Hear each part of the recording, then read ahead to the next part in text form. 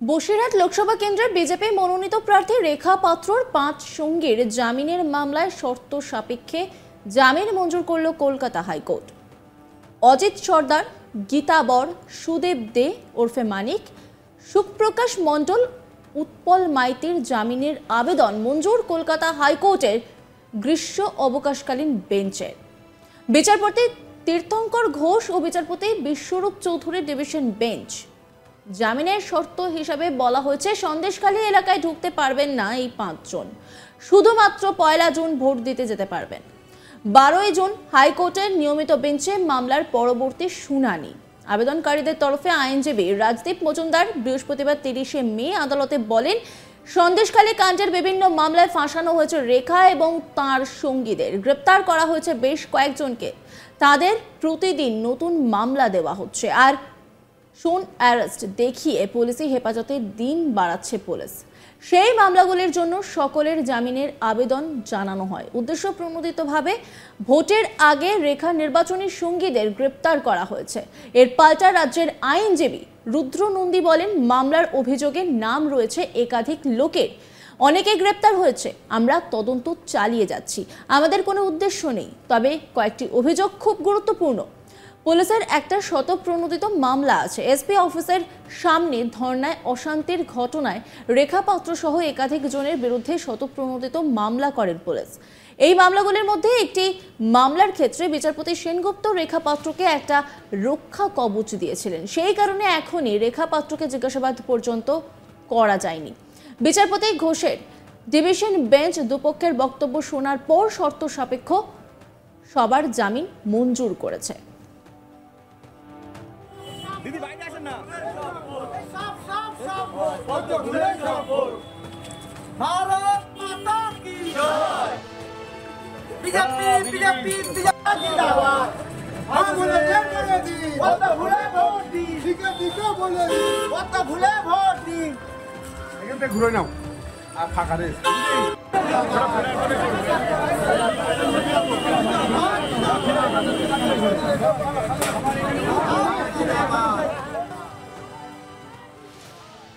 এই নিয়ে একটি রিপোর্ট তুলে ধরেছেন আমার কলিগ মানুষ, দেখাবো আপনাদের। কলকাতা হাইকোর্টে জামিন পেলেন রেখা পাত্রর 5 সঙ্গী।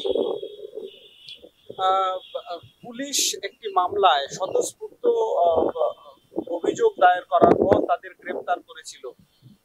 অজিত সর্দার, উৎপল মাইতি সহ আরো 3 জন কলকাতা হাইকোর্টের দ্বারস্থ হয়েছিলেন গতকাল জামিনের আবেদন জানিয়ে। সেই মামলায় বিচারপতি তীর্থঙ্কর ঘোষের গ্রীষ্ম অবকাশকালীন বেঞ্চ তাদের জামিন মঞ্জুর করেছে। তবে জামিনের শর্ত হিসেবে জানানো হয়েছে আগামী 12 জুন পর্যন্ত তারা সন্দেশখালী এলাকায় ঢুকতে পারবেন না। শুধুমাত্র 1 জুন সন্দেশখালী এলাকায় যে নির্বাচন রয়েছে, ভোট রয়েছে, সেই ভোটে তারা অংশগ্রহণ করতে পারবেন, অর্থাৎ তারা ভোট দিতে যেতে পারবেন। তার বাইরে ওই এলাকায় আপাতত তাদের ঢোকার ওপর নিষেধাজ্ঞা আরোপ করেছে কলকাতা হাইকোর্ট।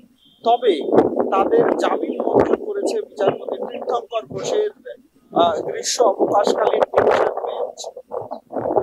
একই সঙ্গে জানানো হয়েছে মামলাটি আগামী 12 জুন কলকাতা হাইকোর্টের যে নিয়মিত বেঞ্চ হবে, সেই নিয়মিত বেঞ্চে এই মামলার শুনানি হবে। সেখানে এই মামলাটি পরবর্তীতে শুনানি হবে।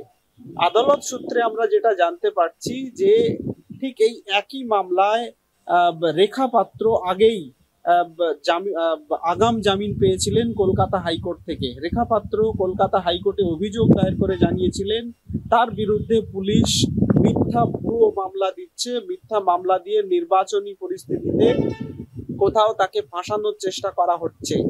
এই অভিযোগে কলকাতা হাইকোর্টের দ্বারস্থ হয়েছিলেন রেখা পাত্র। সেই মামলায় বিচারপতি জয় সেনগুপ্ত রেখা পাত্রের আগাম জামিন মঞ্জুর করেছিলেন এবং রেখা পাত্রের বিরুদ্ধে কোনো রকম আইনি পদক্ষেপ নেওয়া যাবে না বলে স্পষ্ট নির্দেশ দিয়েছিল কলকাতা হাইকোর্টের বিশেষ বেঞ্চ, বিচারপতি জয় সেনগুপ্তর বিশেষ বেঞ্চ। এবং সেখানে 14 জুন পর্যন্ত রেখা পাত্রের বিরুদ্ধে কোনো রকম আইনি পদক্ষেপ করা যাবে না বলে নির্দেশে জানিয়েছিল ডিভিশন বেঞ্চ। সেই রকমই রেখা পাত্রের আরো 5 সঙ্গীকে গ্রেপ্তার করেছিল পুলিশ। তাদের অভিযোগ ছিল পুলিশ অতি সক্রিয় হয়ে তাদেরকে গ্রেপ্তার করার পর তাদের বিরুদ্ধে মিথ্যা মামলা দিচ্ছে এবং গ্রেপ্তারের সময়সীমা যাতে বাড়ানো যায়, গ্রেপ্তার করার পর তাদের যাতে অধিক দিন হেফাজতে রাখা যায়, তার জন্য শোন অ্যারেস্ট দেখিয়ে তাদের মুক্তির আগেই তাদেরকে ফের পুনরায় গ্রেপ্তার করা হচ্ছে। এই অভিযোগে গতকাল কলকাতা হাইকোর্টের দ্বারস্থ হয়েছিলেন রেখা পাত্রের 5 নির্বাচনী সঙ্গী। সেই মামলাতেই বিচারপতি তীর্থঙ্কর ঘোষ আপাতত তাদের জামিন মঞ্জুর করেছে। যদিও রাজ্যের তরফে আইনজীবীর যুক্তি ছিল যে এদের বিরুদ্ধে একাধিক অভিযোগ রয়েছে, তার তদন্ত চলছে, সেই তদন্ত আপাতত চলুক।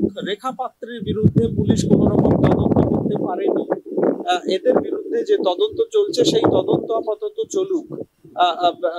বিচারপতি তীর্থঙ্কর ঘোষ যদিও রাজ্যের সেই যুক্তি খুব একটা গ্রহণযোগ্য বলে মনে করেননি এবং রেখা পাত্রের 5 নির্বাচনী সঙ্গী সন্দেশখালী এলাকার তাদের জামিন মঞ্জুর করেছেন। উল্লেখ্য 11ই মে সন্দেশখালীতে একটি ঘটনা ঘটে, যেখানে গঙ্গাধর কয়ালের ভিডিও সামনে আসার পর এক বিজেপি নেতাকে গ্রেপ্তার করার প্রতিবাদে বিজেপির তরফে সন্দেশখালী থানা ঘেরাও কর্মসূচির ডাক দেওয়া হয়েছিল। সেই ঘটনায় তৃণমূল নেতা দিলীপ মল্লিক নামে এক তৃণমূল নেতার উপরে বিজেপি কর্মীরা হামলা করে বলে অভিযোগ ওঠে। প্রায় 30-40 জন বিজেপি কর্মী হামলা করেন তৃণমূল নেতা দিলীপ মল্লিকের বাড়িতে এবং দিলীপ মল্লিককে মারধর করা হয় বলে অভিযোগ ওঠে। একই সঙ্গে পুলিশের যে গার্ড রেল ছিল, সেই ব্যারিকেড ছিল, তা ভাঙা হয় এবং ওই দিন বিজেপি কর্মীদের থেকে অস্ত্র উদ্ধার হয়েছিল বলে পুলিশের তরফে অভিযোগ দায়ের হয় থানায়। সেই ঘটনায় যদিও বিচারপতি জয় সেনগুপ্ত বিস্মিত হয়েছিলেন এবং বিস্ময় প্রকাশ করে বলেছিলেন যে এই ঘটনায় আর্মস উদ্ধার হয়েছে, অথচ কারা গার্ডরেল ভাঙলো এবং কারা দিলীপ মল্লিকের উপরে আক্রমণ করলো তাদেরকে গ্রেপ্তার করতে পারলো না পুলিশ। বিচারপতি জয় সেনগুপ্ত রাজ্যের যুক্তিকে খুব একটা মান্যতা দেননি এবং রেখা পাত্রের আগাম জামিন বা রেখা পাত্রের বিরুদ্ধে কোনো রকম আইনি পদক্ষেপ করা যাবে না বলে নির্দেশ দিয়েছিলেন। সেই ঘটনায় রেখা পাত্রের 5 নির্বাচনী সঙ্গী তাদেরকে গ্রেপ্তার করা হয়, গ্রেপ্তার করেছিল পুলিশ। তাদের গতকাল জামিন মঞ্জুর করেছে কলকাতা হাইকোর্ট।